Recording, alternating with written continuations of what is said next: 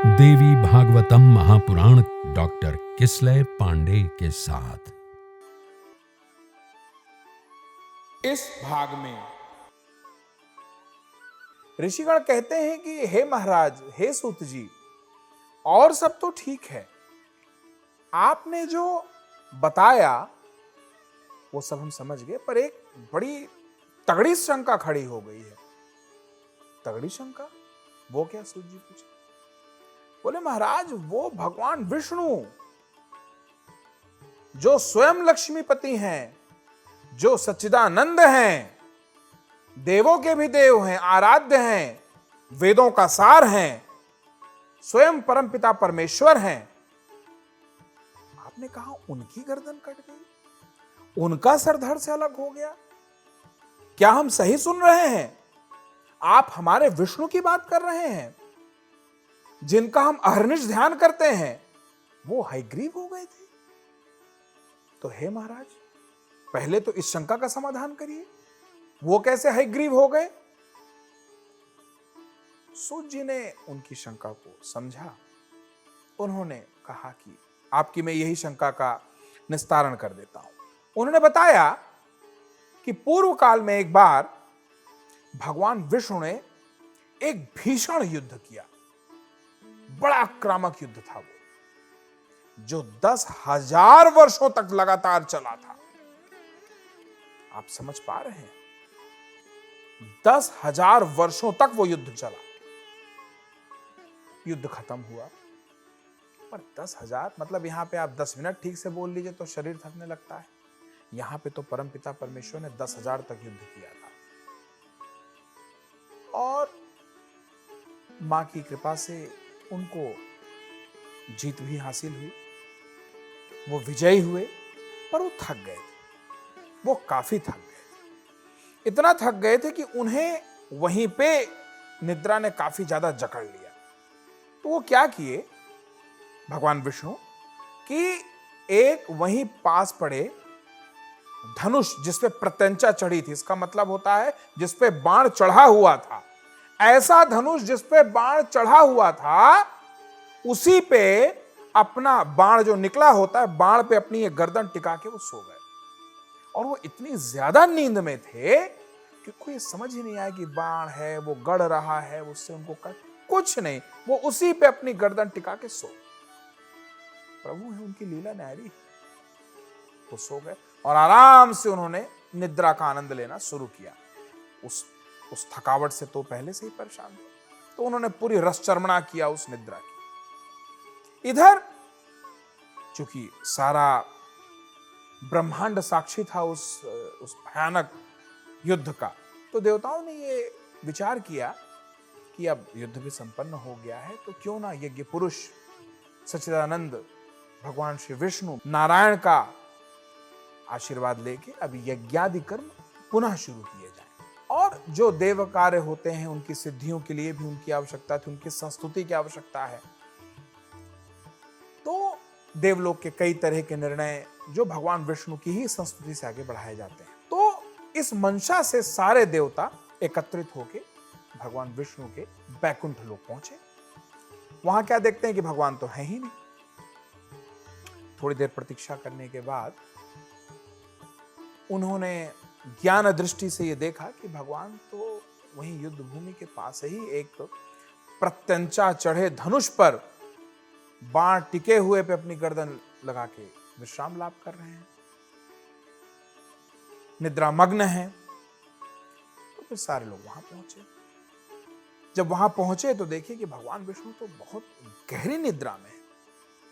अब वो सब एक दूसरे का मुंह देख रहे हैं कि साहब पहले उठाए कौन। अगर प्रभु नाराज हो गए, क्रुद्ध हो गए, तो आए थे भैया हरिभजन को ओटन लगे कपास, अभी कुछ और हो गया तो पता चला भी सारे लोग क्षमा मांगते बैठे रहेंगे, साहब की गलती हो गई हमसे। भगवान विष्णु वहां पे चूंकि निद्रा मग्न थे, और लोगों ने फिर भगवान शंकर का आह्वान किया। भोलेनाथ ने परिस्थिति की गंभीरता को समझा और वो प्रकट हुए। उन्होंने कहा कि हे इंद्र, ये तो बहुत गलत है, निद्रा से नहीं उठाना चाहिए, और ये तो मेरे भी इष्ट हैं, मेरे भी प्रिय हैं, मैं कभी नहीं कहूंगा इनको आप निद्रा से हटाइए, इनकी निद्रा भंग करिए, पर चूंकि ये कार्य वृहद है, जो कार्य जिसके लिए आप जगा रहे हैं इनको, वो वृहद कार्य है, वो स्वार्थ से जनित कार्य नहीं है, वो सर्वार्थ कल्याणार्थ है वो, और उससे सबका कल्याण होगा। तो चलिए ठीक है, आप इनको जगाइए, और मुझे पूरा विश्वास है कि नारायण समझेंगे इस बात को। सब लोगों ने एक दूसरे को हिम्मत बंधाई, भाई नारायण को जगाने जा रहे हैं, उनकी निद्रा भंग करने जा रहे हैं, तो परिणाम तो गंभीर हो सकते हैं। सब लोगों ने एक दूसरे को ढांढस बंधाया, हिम्मत बंधाई, और सब लोगों की जब सामूहिक सम्मति बन गई तो आगे कोई नहीं आया। जो शिल्पकारों के शिल्पकार हैं, ब्रह्मदेव जगत के सृष्टिकर्ता, उन्होंने एक नए जीव का निर्माण कर दिया सिर्फ इसी काम के लिए कि भाई पहले कुछ हो तो वही समझेगा, बाकी लोग तो कम से कम थोड़ा सा, जब तक प्रभु का ध्यान, थोड़ा समय बीते, क्या पता क्रोध शांत हो जाए, तो बहुत सोचते समझते उन्होंने एक जीव का निर्माण किया जिसका नाम था दीमक। जी हाँ, वही दीमक जिससे आप सब लोग कई बार परेशान रहते हैं। इस दीमक का निर्माण ब्रह्मदेव ने किया था, और उसको यह आदेश दिया कि आप धनुष का अग्रभाग जाके खा लीजिए। उससे क्या होगा कि जब आगे का भाग आप खा लेंगे तो वो नीचे हो जाएगा, प्रत्यंचा टूट जाएगी, बाण नीचे हो जाएगा, और झटका लगने से प्रभु की निद्रा भंग होगी, प्रभु लग जाएंगे। फिर हम लोग अपना हाथ पर जोड़ के उनसे माफी मांग लेंगे। अब चूंकि वो दीमक भी बनाया गया था, कहने को दीमक था, पर वो आज की तरह तो था नहीं, वो जागृत था, ब्रह्म स्वरूप था। उसने कहा, ब्रह्मदेव आपका आदेश तो मैं समझ गया, पर आप जिस काम के लिए मुझे कह रहे हैं, मैं ये नहीं कह रहा हूं कि नारायण के लिए है इसलिए, पर ये कार्य अपने आप में बड़ा उचित नहीं है। दीमक ने बताया, प्रभु ये तो उचित कार्य नहीं है, ये कार्य सर्वथा निषिद्ध है। किसी की निद्रा भंग करना, कैसी चलती हुई कथा में विघ्न डालना, जैसे कथा चल रही है या कहीं कोई भी कथा चल रही है उसमें विघ्न डालना, पति पत्नी के बीच में फूट डालना, मां और बेटे के बीच में बैर पैदा करना, वैर भाव डालना, ये सारे पाप ब्रह्म हत्या तुल्य माने गए हैं ब्रह्मदेव। और आप तो मुझे कह रहे हैं साक्षात परम पुरुष, उस विराट पुरुष की निद्रा भंग करो, सहस शीर्षा पुरुषा, उनकी निद्रा भंग करूंगा। चलूं मैं फिर, मतलब एक तो ये पाप करूं, उसके बाद कोई मतलब भी नहीं। तो ब्रह्मदेव ने कहा, देखो ऐसा है कि तुम चिंता मत करो, ये एक वृहद कार्य है, प्रभु की निद्रा भंग हम लोग किसी स्वार्थ के वश नहीं कर रहे हैं, ये यज्ञादि कर्मों के लिए कर रहे हैं। दीमक को तो नहीं समझ, बोले ना ना ना प्रभु, ये सब मेरे को समझ में नहीं आ रहा, इतना बड़ा खतरा में, ना ना ना ना ना। ब्रह्मदेव उसको समझाए, तरह के समझाए, वो नहीं माना। बोले अच्छा सुनो, एक काम करते हैं, मैं तुम्हारे लिए यज्ञ में ही एक व्यवस्था बना देता हूं कि अब जब भी कहीं भी कोई भी यज्ञादि कर्म होंगे तो उसमें जो भी शाकल्य बाहर की तरफ गिरेगी उसमें तुम्हारा भाग होगा। आप खुश? मैंने तुम्हें वहां स्थान दे दिया, अब तो खुश हो? तो दीमक ने कहा, हां अब ठीक है, तो आज्ञा है मैं अपना कार्य शुरू करूं? ब्रह्मदेव ने कहा, हाँ अब आप शुरू करिए। दीमक अपना गया और अग्रभाग खाने लगा, और जल्दी ही उसने धनुष के अग्रभाग को खा लिया। पर जैसे ही उसने धनुष के अग्रभाग को खाया तो जो हुआ वो अकल्पनीय था। प्रत्यंचा टूट जाने से एक बड़ी भयंकर ध्वनि उत्पन्न हुई। इस ब्रह्मांड में स्थित एक एक पृथ्वी, एक एक सूर्य, एक एक तारा कांपने लगा। हुआ यूं था कि प्रत्यंचा टूट जाने से बाण धनुष से निकल गया और निकलते निकलते वो भगवान श्री हरि का सर अलग करता हुआ गया था। नारायण सर्वहीन हो गए और वो ध्वनि इतनी भयावह थी कि सारे देवता, सारे जीव, सारे ग्रह, नक्षत्र, तारे सब ऐसे कांप रहे थे मानो पत्ता कांपता है हवा से। और अब तो नारायण का भी सर कट गया। मतलब साहब आए कुछ थे करने, हो कुछ गया। इससे अच्छा तो उठा के जगा देते। इतना बड़ा व्यवस्था किया, सब कुछ किया, और ये अनर्थ।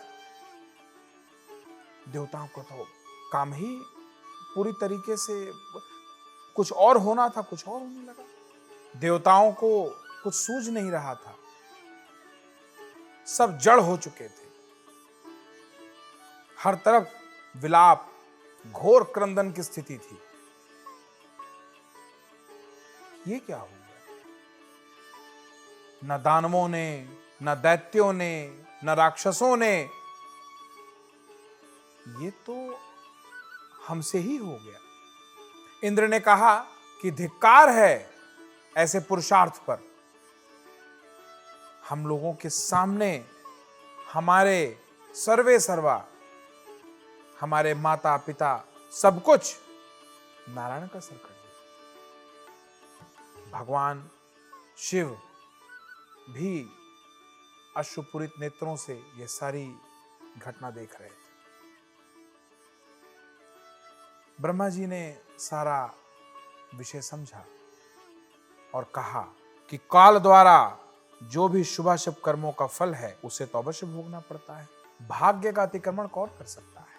प्रत्येक प्राणी काल के क्रम के अनुसार सुख दुख भोगता ही है, इसमें कोई संदेह नहीं। जिस प्रकार पूर्व काल में काल की प्रेरणा से शंकर जी द्वारा मेरा मस्तक काट दिया गया था, उसी प्रकार शाप के कारण शिव जी का अंग कटकर गिर गया था, और उसी प्रकार आज भगवान विष्णु का सर कट के नमक के सागर में जा गिरा है। देवयोग से ही सही इंद्र को भी सहस्त्र भोगों की प्राप्ति हुई है। आपको भी तो दुख भोगना पड़ा इंद्रदेव। आप भी तो स्वर्ग से च्युत हो गए हैं और मानसरोवर के कमल में रहने लगे। इस संसार में जब इन महाभाग देवताओं को भी दुख भोगना पड़ता है तो फिर कर्म के प्रभाव से कौन बच सकता है? एतेव हम लोग शोक का परित्याग कर उन महामाया, महाशक्ति, संपूर्ण ब्रह्मांड की एकमात्र स्वामिनी भगवान विष्णु की, मेरी यानी ब्रह्मा जी की, भगवान शंकर की मूल शक्ति, जगत जननी, त्रैलोक्य सुंदरी, एकमात्र अधिष्ठात्री, मूल प्रकृति स्वामिनी, महाराज्ञी, परांबा माता महात्रिपुर सुंदरी को भजें, उनका ध्यान करें, और वही हैं जो हम लोगों की रक्षा कर सकते हैं। ये सारी घटना बताते हुए सूत जी ने कहा कि हे मुनियों, देवताओं से इस प्रकार कहकर ब्रह्मा जी ने कार्य की सिद्धि की कामना से सारे देवताओं सहित मां परांबा का पूजन किया और उनका आवाहन किया। ब्रह्मा जी बोले कि समस्त कार्यों को सिद्ध करने वाली ब्रह्म विद्या सनातनी परांबा तथा निगूढ़ अंगों वाली महामाया के स्तवन करिए। उनका ये वचन सुनकर समस्त सुंदर अंगों वाले वेद जगत की आराध्य स्वरूपा तथा ज्ञान गम्या उन महामाया की स्तुति करने लगे। उस समय सारे वेद प्रकट हो गए, सारे देवता तो वहां उपस्थित ही थे, सारे ग्रह, नक्षत्र, तारे, सूरज, चांद, पृथ्वी सब एक मत से मां की स्तुति करते हैं, क्योंकि मां ही है जिनसे भगवान विष्णु है, मां ही है जिनसे भगवान शंकर है, और मां ही है जिनसे भगवान ब्रह्मदेव है। तो अब यह समय था कि अब जो सबसे ऊपर बैठा है अब उनका आवाहन किया जाए। वेदों ने कहा, हे देवी, हे महामाये, हे विश्वोत्पत्तिकारिणी, हे शिवे, हे निर्गुणे, हे सर्वभूतेशी, हे शिव कर्मार्थ प्रदायिनी माता, आपको नमस्कार है। आप सभी प्राणियों को आश्रय देने के लिए पृथ्वी स्वरूपा हैं तथा प्राणधारियों की प्राण भी हैं। बुद्धि, श्री, कांति, क्षमा, शांति, श्रद्धा, मेधा, धृति एवं स्मृति सब कुछ आप हैं देवी, सब कुछ आप हैं।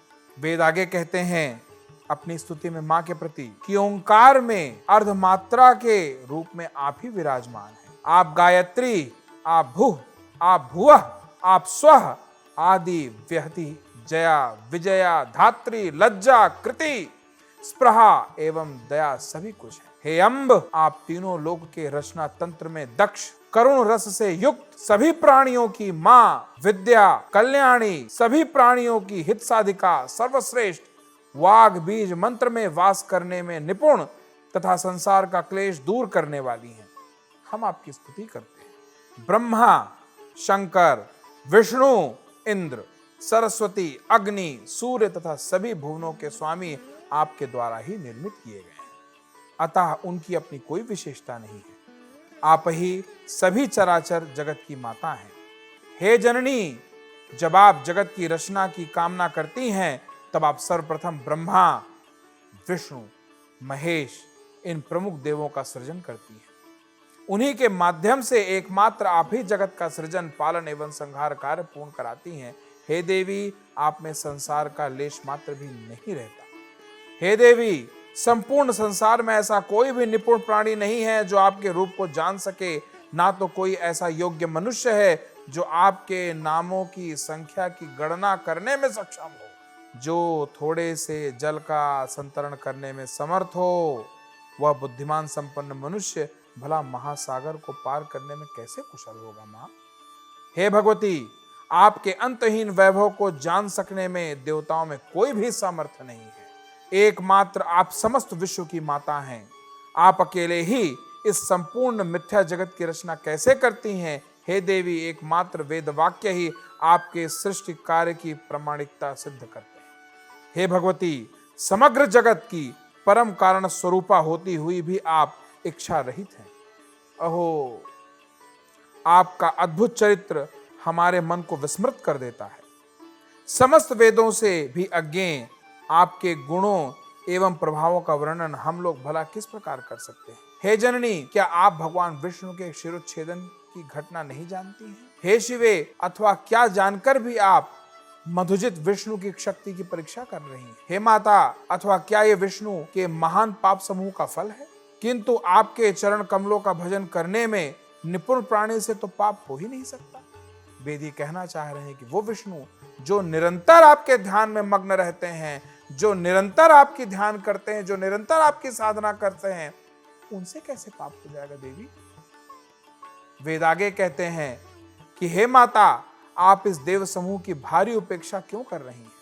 मैया, भगवान विष्णु के मस्तक कटने की घटना हमारे लिए अत्यंत आश्चर्यजनक तथा महान कष्टदायक बात है। हे माता, आप जनन रूपी दुखों का नाश करने में कुशल हैं। अब हम ये नहीं जान पा रहे हैं कि विष्णु के सिर संयोजन में विलंब क्यों हो रहा है। हे देवी, सभी देवताओं के देवत्व अभिमानी रूपी दोष को अपने मन में समझकर आपने ही ऐसा किया है, अथवा देवजन्य दुष्कृत को विष्णु में स्थापित किया है, अथवा विष्णु को संग्राम विजय कराने का अहंकार हो गया था, जिसे अतिशीघ्र दूर करने के लिए आपने ही लीला रची है। माता, हम आपके मनोभावों को समझने में पूर्णतया असमर्थ हैं। हे भगवती, अथवा युद्ध में पराभूत किए गए दैत्यों ने किसी मनोहर तीर्थ में घोर तपस्या करके आपसे ये वरदान लिया है कि जो विष्णु का सिर कटने का कारण बना है। हे भवानी, अथवा विष्णु को सिर विहीन रूप में देखने के लिए आप इस समय कोई नया विनोद कर रही हैं। हे आद्य, आप सिंधु सुता लक्ष्मी पर किसी कारण से आक्रोशित तो नहीं हैं? आप उन्हें स्वामी विहीन किस लिए देखना चाह रही हैं?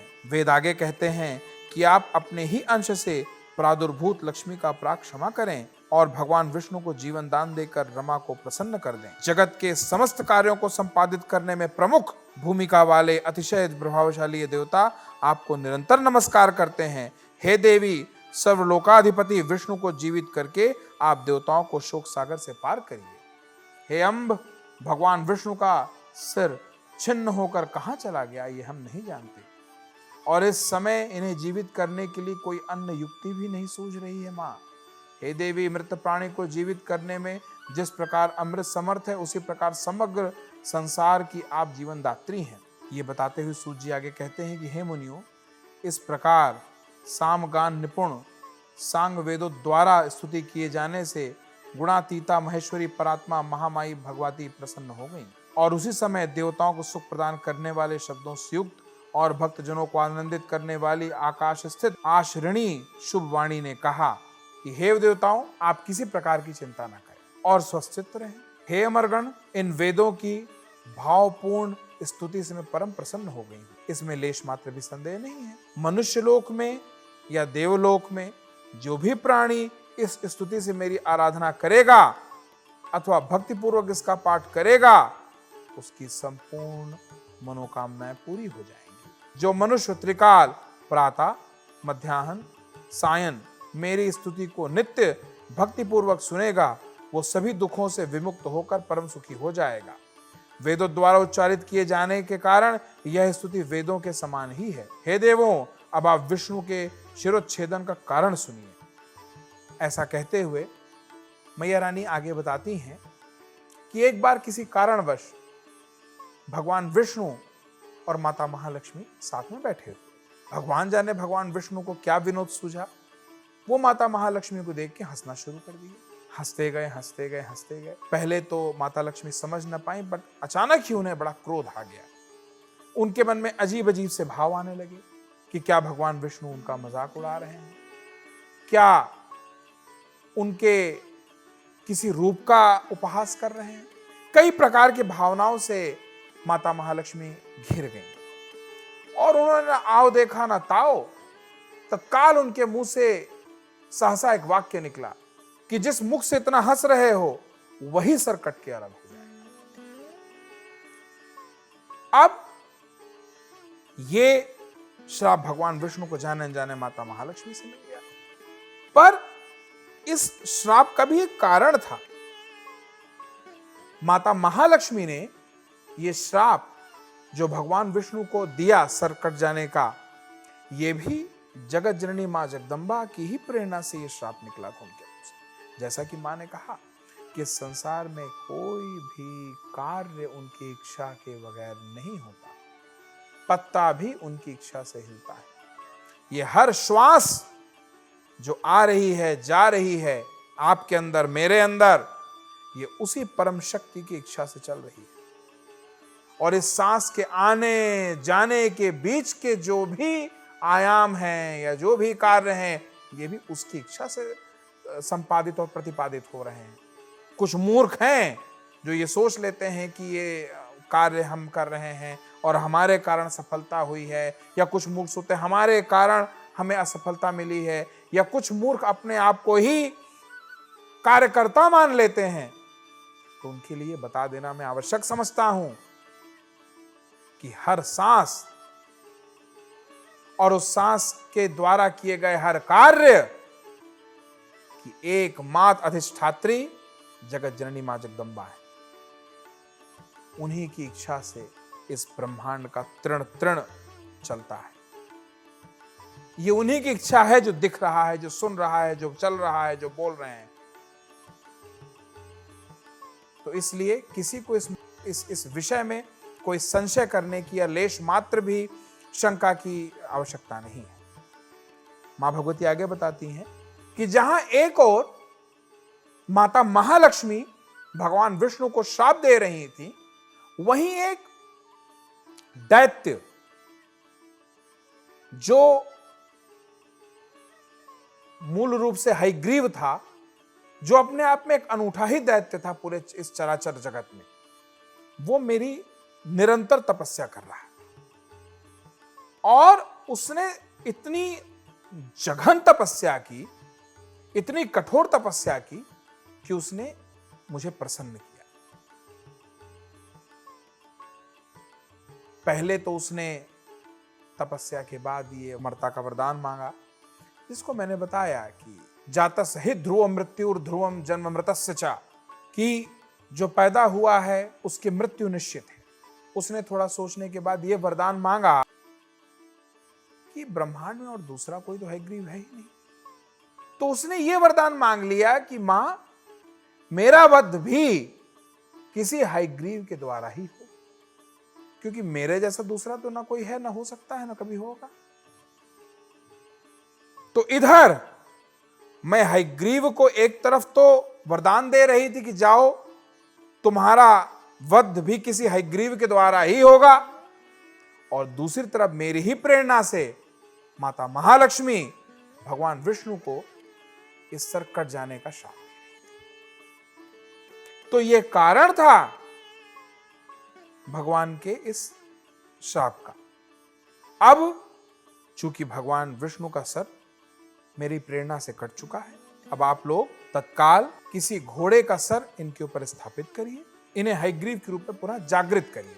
मां के ऐसे वचन सुन के सभी देवताओं में खुशी की लहर दौड़ गई, सब पुनर्जीवित हो उठे, सारे के सारे हर्षोल्लास से भर उठे, और देवताओं ने आओ देखा ना ताओ तत्काल एक घोड़े का सर लिया और भगवान विष्णु के ऊपर स्थापित करके उन्हें पुनः जागृत कर दिया। अब हम सबके प्रिय, हम सबके पूज्य नारायण हयग्रीव के रूप में जागृत हो गए, और जिसके लिए उन्होंने हयग्रीव का अवतार लिया था, उसके कारण उन्होंने दानव हयग्रीव का आवाहन किया और उसके साथ विकट युद्ध किया, जो काफी समय चला। और जैसा कि मां की इच्छा थी, प्रभु हयग्रीव ने उस दानव हयग्रीव का वध किया और उसके ऊपर विजय प्राप्त की, और इस तरह से उन्होंने हयग्रीव के रूप में जागृत होने के अपने इस कार्य को बड़ी सफलतापूर्वक संपादित किया। इसके बाद सूत जी कहते हैं कि संसार में जो प्राणी इस पवित्र कथा का श्रवण करता है, उसके समस्त पाप अपने आप कट जाते हैं, और इसमें लेश मात्र का भी संदेह करने की कोई स्थिति नहीं है। महामाया भगवती का चरित्र अति पावन है और अत्यंत व्यापक है तथा पापों का नाश कर देने वाला है। इस चरित्र का पाठ तथा श्रवण करने वाले प्राणियों को सभी प्रकार की संपदाएं, सभी प्रकार की सिद्धियां, सभी प्रकार के आनंद और कभी न संपन्न होने वाले सुख ऐसे ही प्राप्त हो जाते। तो फिर प्रेम से बोलिए जय माता की।